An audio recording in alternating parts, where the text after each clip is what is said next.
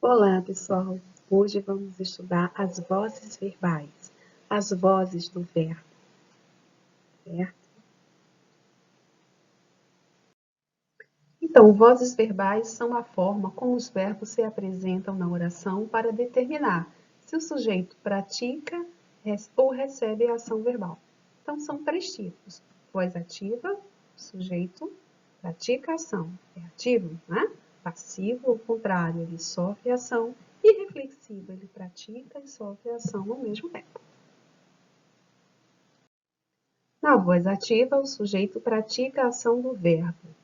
Temos um sujeito, agente, ok? A estrutura é a seguinte: sujeito, agente, mais verbo transitivo direto, aquele que pede um complemento direto, que é um objeto direto, sem preposição, certo?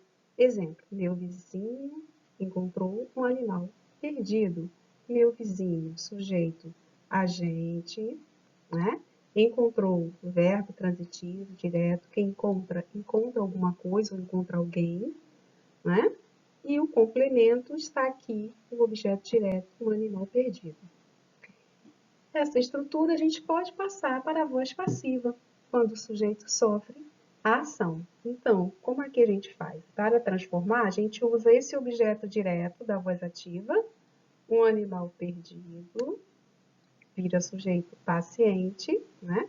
O verbo encontrou vai se transformar em uma locução verbal, foi encontrado, o verbo auxiliar ser e o verbo encontrar no particípio, com essa terminação de O, ok? A gente vai ver isso ainda. Pelo meu vizinho é o agente da passiva, ou seja, o sujeito agente se transformou no agente da passiva. Então, é a forma de trocar da ativa para passiva, da passiva para ativa e vice-versa. Vamos adiante. Então, na voz passiva, o sujeito sofre a ação do verbo, né? O sujeito é paciente. Há dois tipos de voz passiva: passiva analítica e a passiva sintética. Vamos ver primeiro a analítica.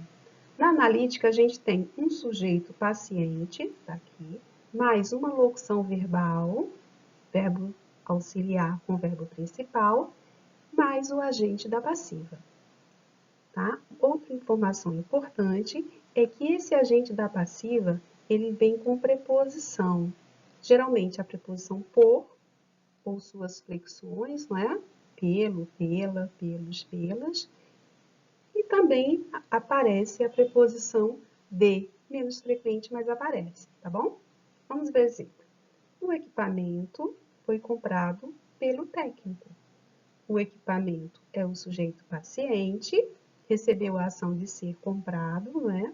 Aqui eu tenho o verbo ser mais o particípio, ficou deslocado aqui um pouquinho, né? Locução verbal. Pelo técnico, que é o agente da passiva, foi usada aqui a preposição pelo, ok? Na passiva sintética, nós temos um verbo transitivo em terceira pessoa, pode ser do plural ou do singular. Temos um pronome chamado pronome apassivador, que é o se, certo? E teremos um sujeito paciente. Então, essa é a estrutura da voz passiva sintética. Ela é, digamos, uma síntese, né? É uma frase mais resumida, por isso que chama de sintética.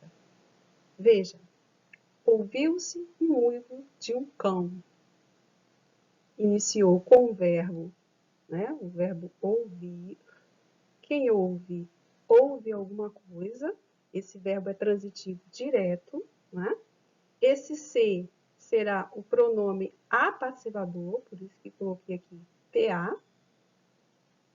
E o sujeito, um uivo de um cão.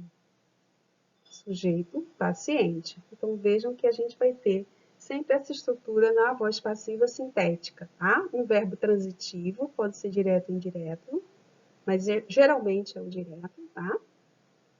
Um pronome apassivador, o ser, também é chamada de partícula apassivadora, tá? Temos as duas formas de chamar esse ser, de identificá-lo.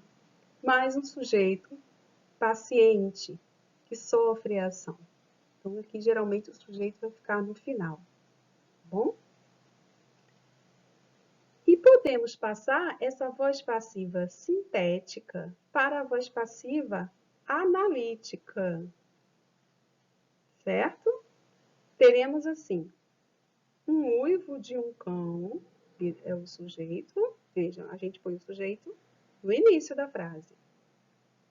O sujeito continua sendo o paciente. Um uivo de um cão, certo? E aí, ouviu-se, transforma-se em foi ouvido. Temos uma locução verbal, o verbo auxiliar, né? O verbo ser, e o verbo particípio, o verbo ouvir no particípio, tá? E aí tem essa terminação DO, vocês devem lembrar, né? Toda vez que for particípio passado, tem a terminação DO, isso particípio regular, porque alguns particípios são irregulares, eles não têm esse modelo, tá certo? Vamos adiante. Na voz reflexiva, o sujeito pratica e sofre a ação ao mesmo tempo, certo? Então, teremos um agente, um sujeito agente e paciente ao mesmo tempo, essa é a estrutura. Um verbo transitivo, que pode ser transitivo direto ou indireto, mas geralmente a gente usa muito transitivo, direto.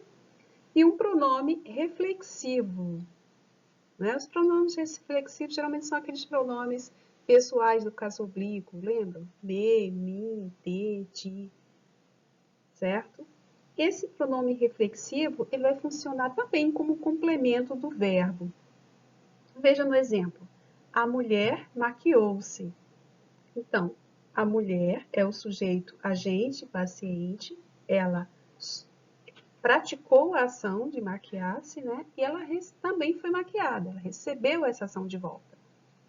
Tá bom? Então, o sujeito, o verbo é transitivo direto, né? E quem maquia, maquia alguém, né? E o ser, além de ser um pronome reflexivo, ele também tem a função de um objeto direto do verbo maquiar-se, ok? É o pronome reflexivo.